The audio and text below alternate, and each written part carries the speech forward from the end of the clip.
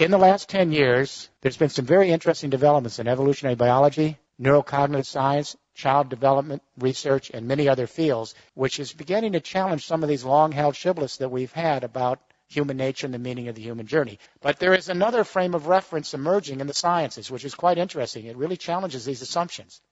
And with that, the institutions that we have created based on those assumptions, our educational institutions, our business practices, our governing institutions, etc. Let me take you back to the early 1990s, sleepy little laboratory in Parma, Italy, and scientists had a MRI brain scanning machine on a macaque monkey as the macaque monkey was trying to open up a nut. They wanted to see how the neurons would light up. So the monkey's trying to open up the nut, the neurons light up, and just by serendipity, and this is how science sometimes happens, a human being walked into the laboratory. I don't know if it was by mistake, and he was hungry. He saw the nuts and opened up one of the nuts and tried to crack it open. The macaque monkey was totally shocked because who was this invader in his laboratory? And he didn't move. He just gazed at this human trying to open up the nut, just like he had done a few seconds earlier. And then the scientist looked on the MRI brain scanner. The same exact neurons were lighting up when he observed the human being opening the nut as when the monkey opened the nut. And the scientists had not a clue as to what this was. They thought the MRI machine had broken. They then began to put MRI brain scanning machines on other primates, especially chimpanzees with our big neocortex. Then they went to humans. And what they found over and over again is something called mirror neurons. And that is that we are apparently soft-wired, some of the primates, all humans. We suspect elephants. We're not sure about dolphins and dogs. We've just begun. But all humans are soft-wired with mirror neurons so that if I'm observing you, your anger, your frustration, your sense of rejection, your joy, whatever it is, and I can feel what you're doing, the same neurons will light up in me as if I'm having that experience myself. Now, this isn't all that unusual. We know if a spider goes up someone's arm and I'm observing it going up your arm, I'm going to get a creepy feeling. We take this for granted, but we are actually soft-wired to actually experience another's plight as if we are experiencing ourselves. But mirror neurons are just the beginning of a whole range of research going on in neuropsychology and brain research and in child development that suggests that we are actually soft-wired not for aggression and violence and self-interest and utilitarianism, that we are actually soft-wired for sociability, attachment, as John Bowlby might have said, affection, companionship, and that the first drive is the drive to actually belong. It's an empathic drive. What is empathy? It's very complicated. When little babies enter nursery and one baby cries, the other babies will cry in response. They just don't know why. That's empathic distress. It's built into their biology. Around 2.5 years of age, a child actually can begin to recognize himself in a mirror. That's when you begin to mature empathy as a cultural phenomenon. And that is once a toddler can identify themselves, then they know that if they're observing someone else have a feeling, they know that if they feel something, it's because they're feeling it because someone else has it. They're two separate beings. Selfhood goes together with empathic development. Increasing selfhood, increasing empathic development. Around 8 years of age, a child learns about birth and death. They learn where they came from, that they have a one and only life, that life is fragile and vulnerable, and one day they're going to die. That's the beginning of an existential trip. Because when a child learns about birth and death and they have a one and only life, they realize how fragile and vulnerable life is. It's very tough being alive on this planet, whether you're a human being or a fox navigating the forest. So when a child learns that life is vulnerable and fragile and that every moment is precious and that they have their own unique history, it allows the child then to experience another's plight in the same way. That other person or other being, could be another creature, has a one and only life. It's tough to be alive, and the odds are not always good. So if you think about the times that we've empathized with each other or fellow creatures, it's always because we felt their struggle. We have the width of death in empathy and the celebration of life. And we show solidarity with our compassion. Empathy is the opposite of utopia. There is no empathy in heaven. I guarantee you, I'll tell you before you get there. There isn't any empathy in heaven because there's no mortality. There's no empathy in utopia because there is no suffering. Empathy is grounded in the acknowledgement of death and the celebration of life and rooting for each other to flourish and be. It's based on our frailties and our imperfections.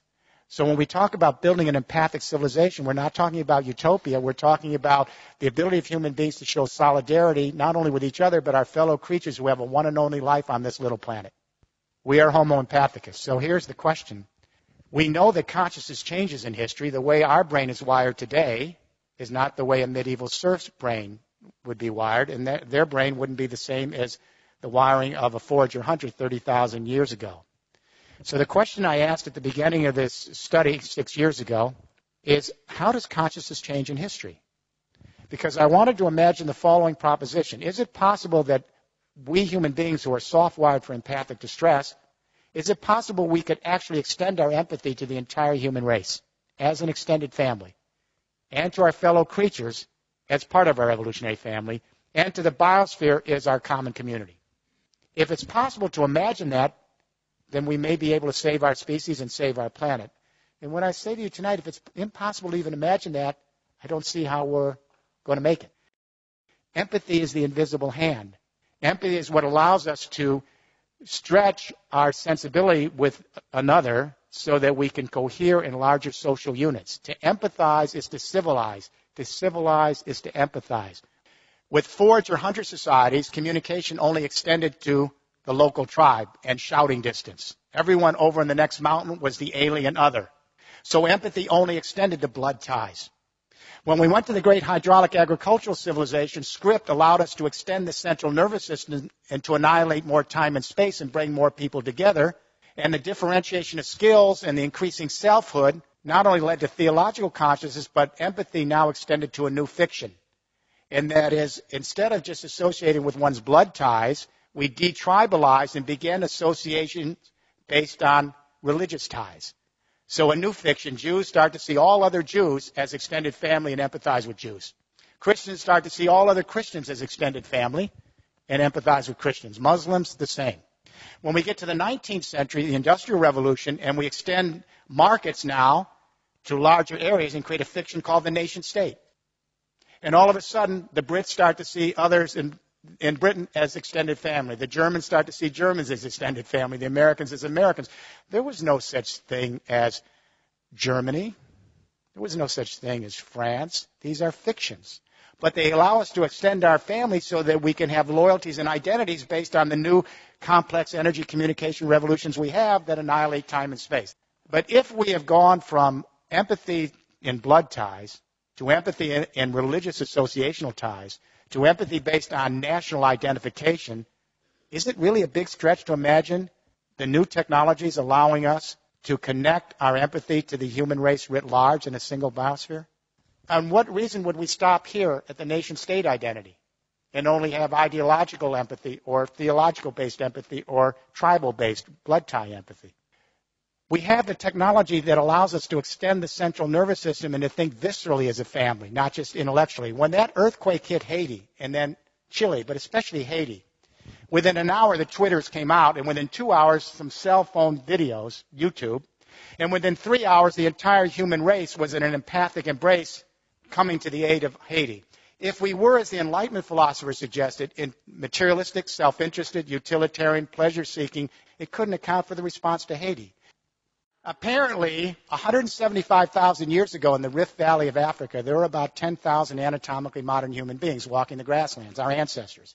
The geneticists located one database woman. It's a database line. Apparently, her genes passed to everyone in this room tonight. The other ladies didn't make it. It gets even more strange. They located a single male. This is a database line for genetics. They call him the Y chromosome Adam. Apparently, a fairly potent guy. His genes passed to everyone in this room. So here's the news. 6.8 billion people at various stages of consciousness, theological, ideological, psychological, dramaturgical. We're all fighting with each other with different ideas about the world, and guess what? We all came from two people. The Bible got this one right. We could have come from many, but the point is we have to begin thinking as an extended family. We have to broaden our sense of identity. We don't lose the old identities of nationhood and our religious identities, and even our blood ties. But we extend our identity so we can think of the human race as our fellow sojourners and our other creatures here as part of our evolutionary family, and the biosphere as our community. We have to rethink the human narrative. If we are truly homo empathicus, then we need to bring out that core nature. Because if it doesn't come out and it's repressed by our parenting, our educational system, our business practice and government, the secondary drives come. The narcissism, the materialism, the violence, the aggression.